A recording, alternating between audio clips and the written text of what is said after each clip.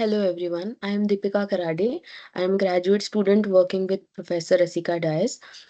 Today I will be presenting my poster titled Probing the Influence of Phenanthralene-based ligands on Group 11 metal-ethylene complexes, Discoveries and Catalytic Prospects.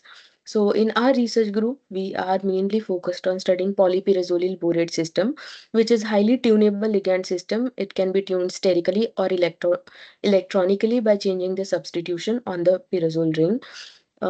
These ligand systems form isolable small hydrocarbon complexes, which are ideal for structure and bonding studies. These complexes have also been used for doing catalysis of small unsaturated hydrocarbons. In my research, I have explored 110 phenanthralene ligand system, which is planar, and having rigid backbone. It is also having entropic advantage over the flexible bidentate ligand system, like polypyrazolyl borate. In my study, I have focused on using two sterically demanding phenanthralene ligand system with electron-rich version and electron-deficient version. So when we did the literature study to understand the reported coinage metal ethylene complexes which are supported by phenanthralene, we were very surprised that there were only two complexes reported with ethylene. One is with 110 phenanthralene, copper ethylene, which is parent phenanthralene, and second is with tertiary butyl N-butyl group on 2 and 9 phenanthralene system. So we wanted to explore the effect of aryl group on the metal ethylene complexes. We to tune the electronic property, we have electron rich isopropyl group on phenyl, and the second version is having CF3 group on the phenyl. Uh, so first I started with ligand synthesis, where I have taken 110 phenanthralene, and then I have protected the nitrogen groups by preparing the bromo salt. After that, I have done oxidation at 2 and 9 position, followed by chlorination to synthesize 2,9-dichlorophenanthralene. I have utilized this 2,9-dichlorophenanthralene to do the cross-coupling reaction. By Suzuki cross-coupling reaction, I have synthesized the electron-rich ligand version, and by doing the Negishi coupling reaction, I have synthesized the electron-deficient ligand system. For the synthesis of complexes, in our research group, we have reported that when metal halide with silver SbF6 under the pressure of ethylene, it forms in situ metal trisethylene SbF6. In this in situ generated metal trisethylene SbF6, if we add the ligand, we can isolate the um, metal ethylene complexes, cationic metal ethylene complexes supported by our ligand system.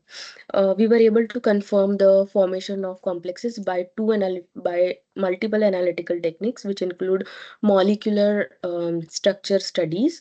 Here you can see four molecular structures that we obtained, where we have copper, silver, and gold ethylene complex with the electron rich version of the ligand, and second is with the electron deficient ligand we were able to isolate copper ethylene complex.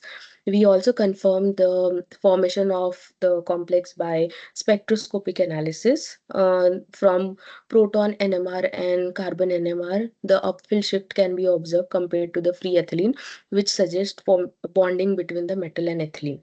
After synthesis of complex, we utilize this complex for preliminary studies for catalysis. So we have tested the complexes for CH bond functionalization by doing carbene insertion. We have used adamantane as the substrate and trifluorodiazoethane as the carbene source.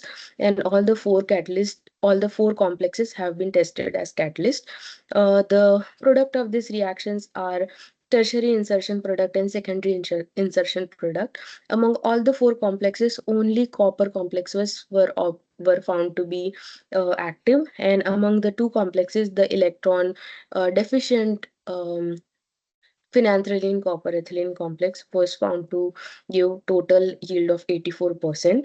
There is only one report with trifluorodiazoethane as the carbene source, um, and the total yield obtained by that group is 79%.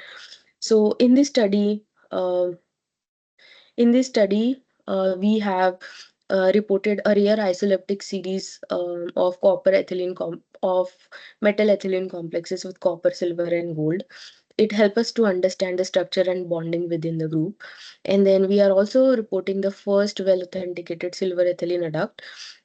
The structural and NMR data suggests that gold interact with ethylene strongly, and silver interact very weakly with the ethylene molecule. And then preliminary catalytic investigation suggests that the fluorinated phenanthroline copper ethylene complex is very active for doing the carbene insertion reaction. Thank you.